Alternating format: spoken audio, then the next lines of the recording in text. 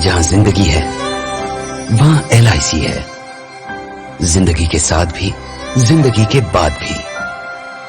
इस ऐड को देखने के बाद आप समझ ही गए होंगे कि ये ऐड देश की नंबर 1 और दुनिया की 5वीं सबसे बड़ी इंश्योरेंस कंपनी LIC का है।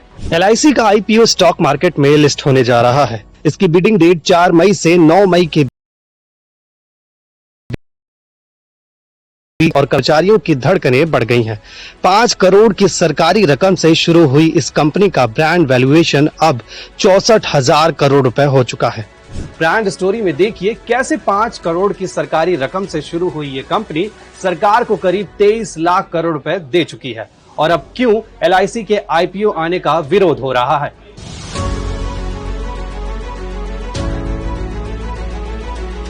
लगभग 203 साल पहले पहली बार भारत की धरती पर कोई बीमा कंपनी शुरू हुई। नाम रखा गया ओरिएंटल लाइफ इंश्योरेंस कंपनी, जो सिर्फ अंग्रेजों का जीवन बीमा करती थी।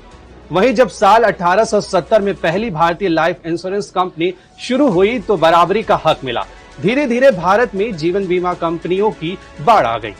साल 1956 तक भारत में 154 भारतीय इंश्योरेंस कंपनियां, 16 विदेशी कंपनियां और 75 प्रोविडेंट कंपनियां काम करती थी।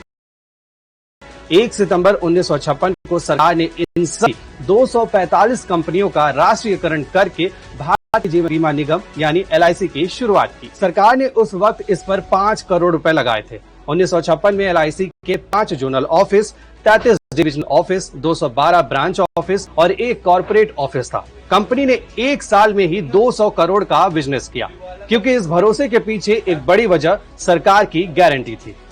साल 1990 तक भारत में ज्यादातर कंपनियों पर सरकार की मोनोपोली थी, मतलब जो भी प्रॉफिट होगा सरकार के पास जाएगा।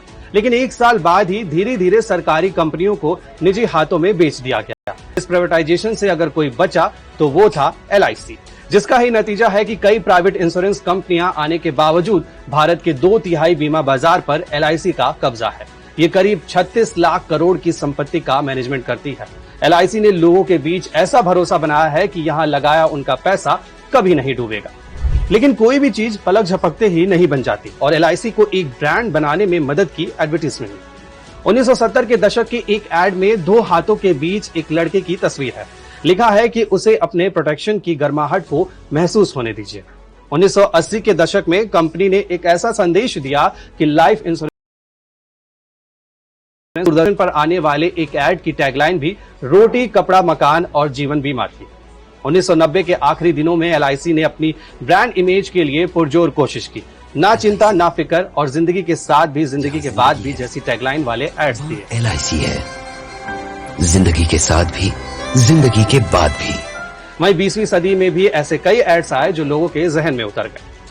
LIC सरकार के लिए एक साहूकार की तिजोरी की तरह है। मतलब सरकार जब भी मुश्किल में फंसती है तो LIC का इस्तेमाल किसी साहूकार की तिजोरी की तरह होता है। इसे एक किस्से से समझिए। साल 2015 में ONGC के IPO के वक्त LIC ने करीब 10,000 करोड़ रुपए लगाए थे। 2019 में कर्ज से जूझ रहे IDBI बैंक को उबारने की बात आई तो LIC ने एक बार फिर अपनी झोली खोल दी।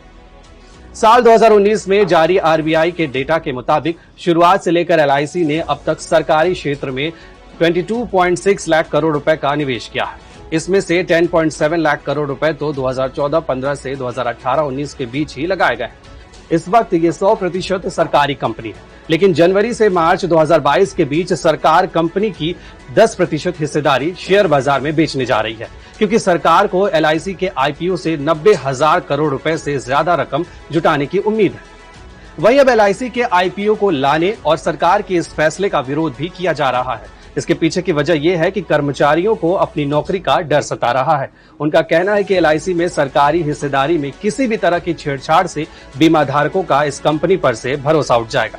तो ये थी LIC की ब्रांड स्टोरी। ऐसी और भी स्टोरीज के लिए जुड़े रहें दैनिक भास्कर आपके साथ, क्योंकि सच करीब से दिखता है।